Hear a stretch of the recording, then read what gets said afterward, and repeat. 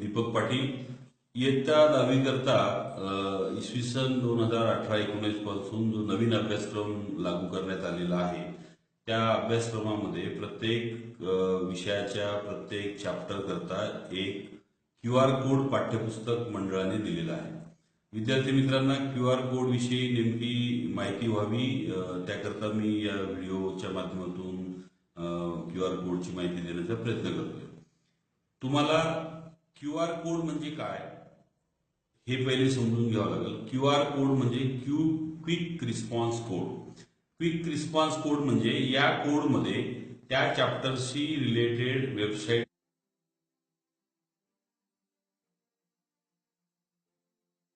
वेबसाईटची जी link असेल, एवढा मोठा जो ऍड्रेस असतो, तो ऍड्रेस या QR कोडमध्ये कोडिंगच्या माध्यमातून दडलेला असतो. या QR कोडला वापरण्याकरता प्रत्येक विद्यार्थ्याकडे अँड्रॉइड बेस्ड मोबाईल असणे, स्मार्टफोन असणे गरजेचं आहे. तुम्हाला मोबाईलच्या माध्यमातून गुगल प्ले स्टोअरवरती जावं लागेल आणि QR कोड रीडर असं जेव्हा तुम्ही सर्चमध्ये टाईप कराल तर विविध प्रकारचे QR कोड रीडर असणारे ऍप तुम्हाला उपलब्ध होतील. त्यातला QR कोड रीडर हा छान ऍप आहे. या ऍपला तुम्हाला डाउनलोड करायचं आहे. म्हणजे डाउनलोड केल्यानंतर तुम्हाला या ऍपला इन्स्टॉल करायचं आहे. इन्स्टॉल केल्यानंतर या ऍपला QR कोड रीडर या ऍपला तुम्हाला ओपन करायचं आहे. ओपन केल्यानंतर आता या QR कोडचं काम आहे की तुमच्या चॅप्टरमध्ये दिलेला जो QR कोड आहे याचं स्कॅन करणे आणि स्कॅनिंग केल्यानंतर त्या QR कोडमध्ये दडलेली लिंक तुम्हाला ओपन करून देणे. सर्वसाधारण विद्यार्थ्याला इतक्या चॅप्टरांच्या वेगवेगळ्या लिंक आणि त्यांचे ऍड्रेसेस टाईप करणे, लक्षात ठेवणे शक्य नसल्यामुळं QR कोड हा एक साधा, सरळ, सोपा पर्याय आहे की त्यामध्ये तुम्हाला वेबसाईट उघडण्याकरता कोणताही ऍड्रेस टाकायची गरज नाही.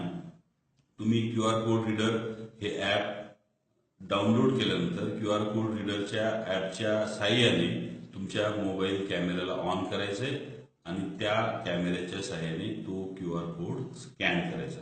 स्कॅन केल्यानंतर त्या QR कोडमध्ये दडलेली लिंक तुम्हाला दिसेल आणि मग तुम्हाला ओके वर क्लिक करायचं. ज्या वेळेस तुम्ही ओके म्हणाल त्यावेळेस या चॅप्टरशी रिलेटेड वेब लिंक, त्या QR कोडमध्ये दडलेली वेब लिंक, ही वेबसाईट तुमच्याकरता ओपन होईल. इयत्ता 10वीच्या विद्यार्थ्यांना स्मार्टफोनच्या माध्यमातून या QR कोडच्या माध्यमातून प्रत्येक चॅप्टरशी रिलेटेड ऑडिओ, व्हिडिओ, संदर्भ ग्रंथ, अवांतर बरीचशी माहिती या माध्यमातून बघायला मिळणार आहे. या वर्षीचा सिलेबस बदललेला आहे. या वर्षी इयत्ता 10वीच्या नवीन परीक्षा पद्धतीप्रमाणे तुम्हाला प्रश्नपत्रिकांऐवजी ऍक्टिव्हिटी बेस्ड कृतीपत्रिकांना सामोरं जायचंय.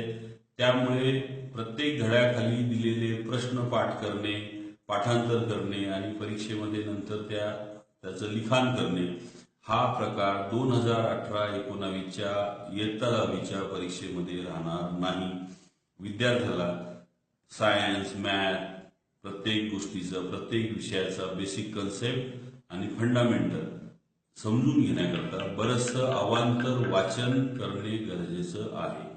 QR कोडच्या माध्यमातून तुम्हाला त्या चॅप्टरशी रिलेटेड बरीचशी संदर्भीय माहिती बघायला मिळणार आहे. ती तुम्ही बघावी आणि त्या चॅप्टरशी रिलेटेड ज्ञान तुमचं अद्यावत करावं, अपडेट ठेवावं आणि इंटरनेटचा वापर करताना आपण नक्की QR कोडच्या माध्यमातून ज्ञान संपादन करण्याकरताच करावा ही मी विद्यार्थ्यांना कळकळीची नम्र विनंती करेन. कारण इयत्ता 10वीच्या विद्यार्थ्यांना स्मार्टफोन देणे आता गरजेचं असल्यामुळे विद्यार्थ्यांना स्मार्टफोन वापरायचा कसा आणि स्मार्टफोनच्या माध्यमातून स्वतः कसं स्मार्ट व्हायचं याबद्दलची विवेक त्यांचा जागा ठेवणं गरजेचं आहे. पालकांनाही मी नम्र विनंती करेन की विद्यार्थ्यांना इंटरनेटपासून दूर ठेवू नका. त्यांना इंटरनेटचा आपल्या ज्ञानवृद्धी करता, ज्ञान संपादन करण्याकरताच कसा वापर करता येईल याविषयी त्यांच्यामध्ये एक जिज्ञासा जागृत करा आणि या माध्यमातून QR कोडच्या माध्यमातून प्रत्येक चॅप्टरला दिलेला QR कोड स्कॅन केल्यानंतर त्या चॅप्टरशी रिलेटेड सर्व गुण संपन्न ज्ञान प्राप्त करण्याचा तुम्ही प्रयत्न करावा. बोर्डालाही हेच अपेक्षित आहे की येणारा 10वीचा विद्यार्थी हा परिपूर्ण ज्ञान संपादित असावा. यापूर्वी पाठांतराच्या माध्यमातून, पोपटपंचीच्या माध्यमातून फक्त रीडिंग आणि मेमरी स्टोअर करणे या माध्यमातूनच मार्क मिळवण्याचा पायंडा होता. आता तो या 2018-19च्या परीक्षेमध्ये राहणार नाही. तरी तुम्ही जास्तीत जास्त प्रत्येक चॅप्टरचा QR कोड स्कॅन करून विविध प्रकारचं ज्ञान संपादन करावं आणि येणाऱ्या 18-19च्या परीक्षेकरता सर्व गुण संपन्न वेगवेगळ्या पद्धतीने विविध प्रकारच्या ऍक्टिव्हिटी सीटचा सोडवण्याचा सराव करावा आणि परीक्षेला सामोरं जावं.